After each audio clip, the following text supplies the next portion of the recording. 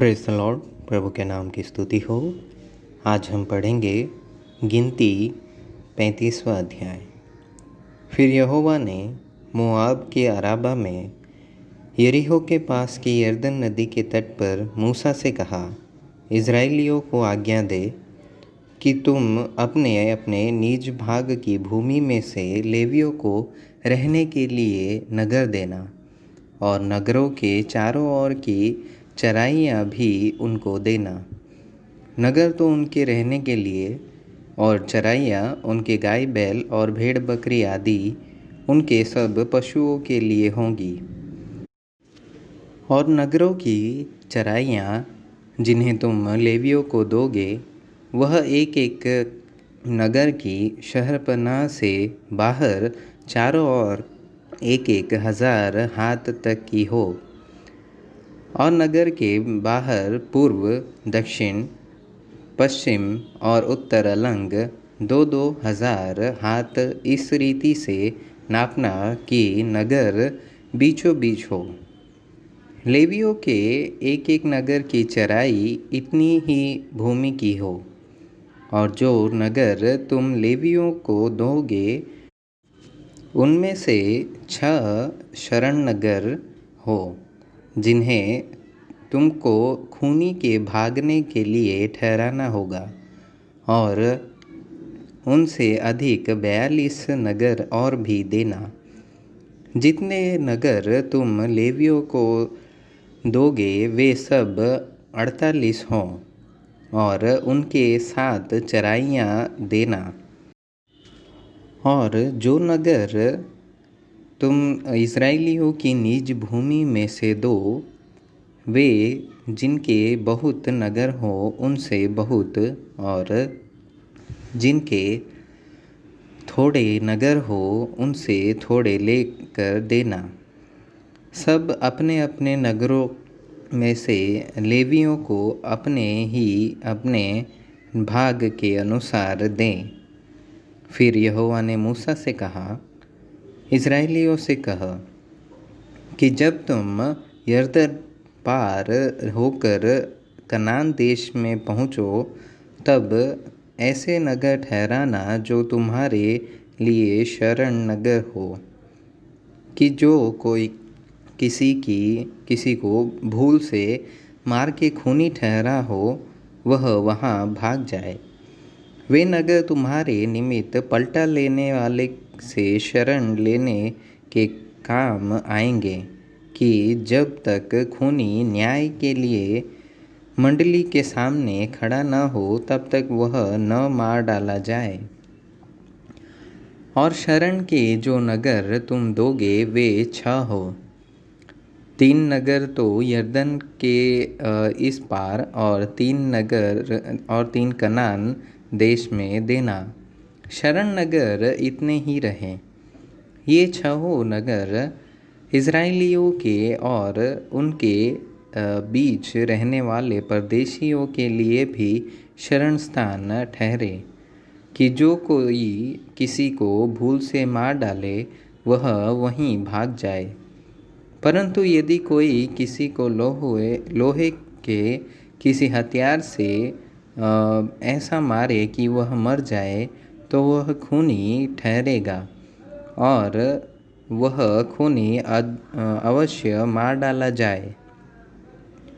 और यदि कोई ऐसा पत्थर हाथ में लेकर जिससे कोई मर सकता है किसी को मारे, और वह मर जाए, तो वह भी खूनी ठहरेगा, और वह खूनी अवश्य मार डाला जाए।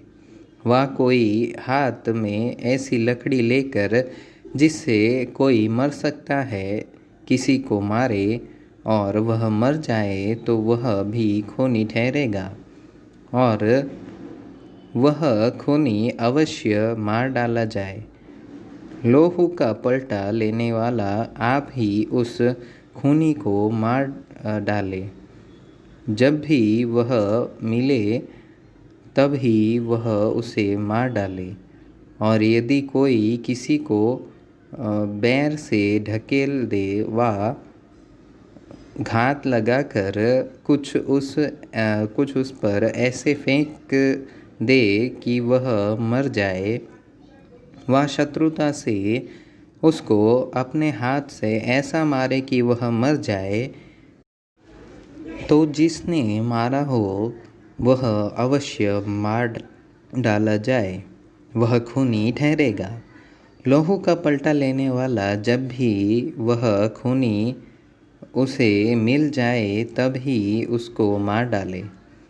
परंतु यदि कोई किसी को बिना सोचे और बिना शत्रुता रखे ढकेल दे, वा बिना घात लगाए उस पर कुछ फेंक दे, वा ऐसा कोई पत्थर लेकर जिससे कोई मर सकता है दूसरे को बिना देखे उस पर फेंक दे और वह मर जाए, परंतु वह न उसका शत्रु हो और न उसकी हानि का खोजी रहा हो, तो मंडली मारने वाले और लहू के पलटा लेने वाले के बीच इन नियमों के अनुसार न्याय करे, और मंडली उस खूनी को लहू के पलटा लेने वाले के हाथ से बचाकर उस शरण नगर में जहाँ वह पहले भाग गया हो लौटा दे, और जब तक पवित्र तेल से अभिषेक किया हुआ महायाजक न मर जाए तब तक वह वहीं रहे।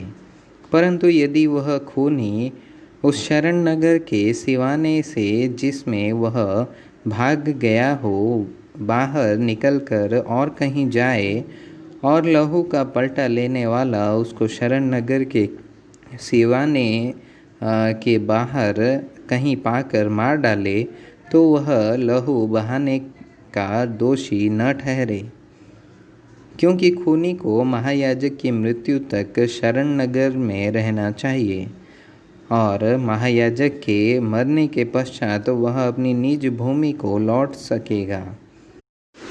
तुम्हारी पीढ़ी पीढ़ी में तुम्हारे सब रहने के स्थानों में न्याय की यह विधि होगी, और जो कोई किसी मनुष्य को मार डाले वह साक्षियों के कहने पर मार डाला जाए, परंतु एक ही साक्षी से कोई न मार डाला जाए।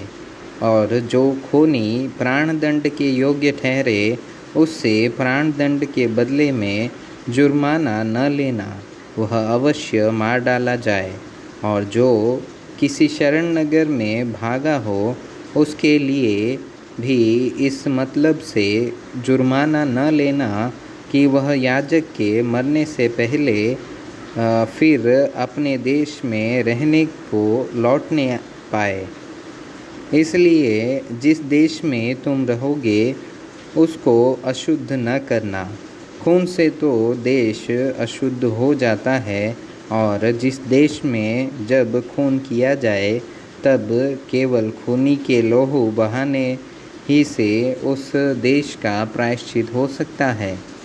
जिस देश में तुम निवास करोगे उसके बीच में रहूँगा, उसको अशुद्ध न करना। मैं यहोवा तो इज़राइलियों के बीच रहता हूँ।